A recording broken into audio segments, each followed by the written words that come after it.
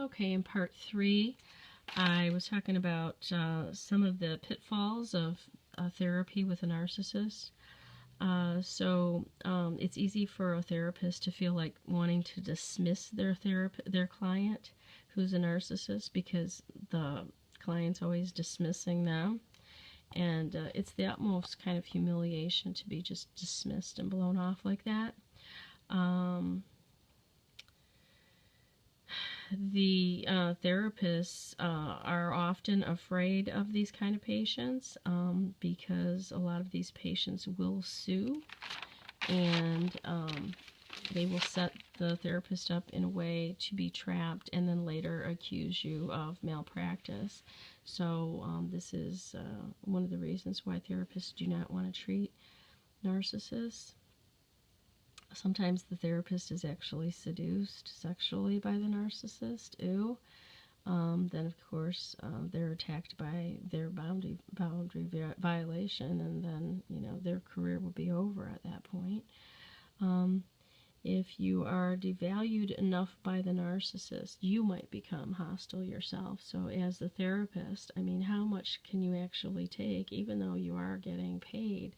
How much bashing can you take by the patient before you just kind of a little bit of response seeps out to you and you become hostile back? And of course you'd be unprofessional, right? The narcissist has a phobia about increasing their own awareness. So any interpretations that the psychotherapist would make are perceived as an attack on themselves. And that's what psychotherapy is like, it's talking, it's trusting, and then it's listening to some possible interpretations in order to perceive things maybe in a different way than you had thought of before. Well, narcissists are afraid of increasing their awareness. They are like allergic to it. And so anytime they are to make an interpretation, the narcissist perceives it as an attack, because it's like, here the therapist is interpreting something. It's supposed to be, maybe causing insight. The narcissist sees it as like the therapist is like, sticking a knife in their face and threatening them.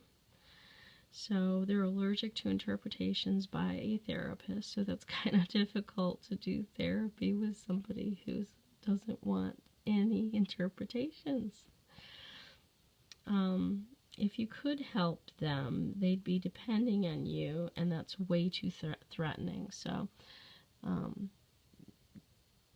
they psych themselves out. They have it all figured out, those narcissists. They're like, no, this person can't help me, because what would be the alternative? If somebody could actually help me to change and become a better person, then I would need them. And I can't possibly need anybody, because I have everything I need just within myself and my own, grandiose self here, who's perfect. And if I was to ever need anybody, I would feel extremely threatened and weak. So can't happen. Nothing doing. Narcissists cannot step back from themselves long enough to gain insight. They cannot take that step back and just like go, well, what if it was somebody else? Or what if, let me think about this possibility. Well, that could be true. Well, let me just become open-minded. No, they can't do that.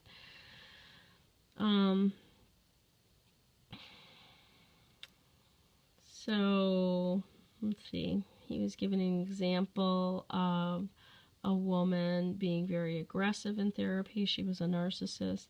She was very aggressive in her devaluing of the therapist. She was angry, aggressive, hostile, constant put-downs, calling the therapist a charlatan and useless.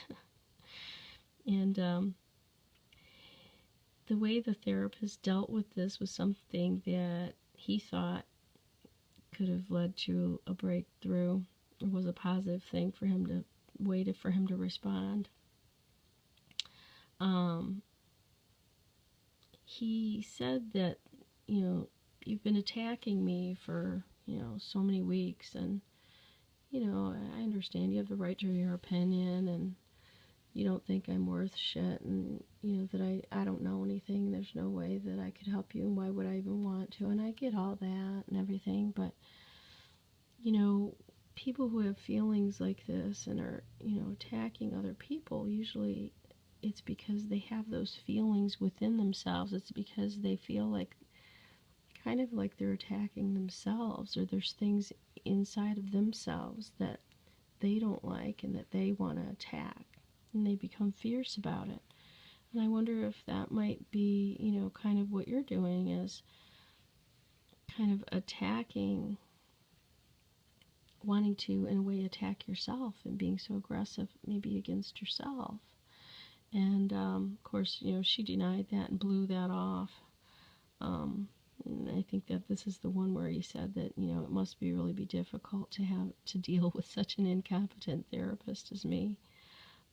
But that did challenge her and threw her off. And the whole goal of that was to help to finally, integrate the self. And, who knows how many years this would take. And, at any point, the narcissist is so fragile that they may leave therapy at any moment. Or you may find out, they're more of a antisocial personality than you ever thought, and realize, I need to throw in the towel with this. So therapy with these people is just like the biggest challenge of anyone's life. I mean, if you got your doctorate when you were 35, you could be in therapy with one of these people till you die, and then I guess write a book about it. But that's why Sam says, don't bother, just no contact, leave these people, they can't be helped. In any kind of therapy situation, of course, they can't be helped. They're not willing to be helped. But it just helps shed light that and it doesn't help you realize that, like, it doesn't matter what relationship these people get in. If they're not in a relationship with you and, they've left you and they're with somebody else, it can't work out. It just can't. These people, they can't work out with anybody. They can't even go to therapy and pay someone to sit with them for an hour. That person is walking on eggshells. Nothing can ever work out for these people. So don't worry about what they're doing with their new girlfriend or boyfriend or whatever, or how many more they're going to have. I mean, that person is just in torture. They are just like in hell right now. Don't even worry about them. I mean, these people are just like anomalies. They are like mutations. And these super smart academic people, that I really do admire, a lot. I mean, everybody's not perfect, but at least they're trying. They have some good theories and they try out different things. And, anybody who would go into psychotherapy with a narcissist as a therapist is super brave, and I got to give them props, because you really can't get paid enough to do that kind of work, to sit there and be bashed every day.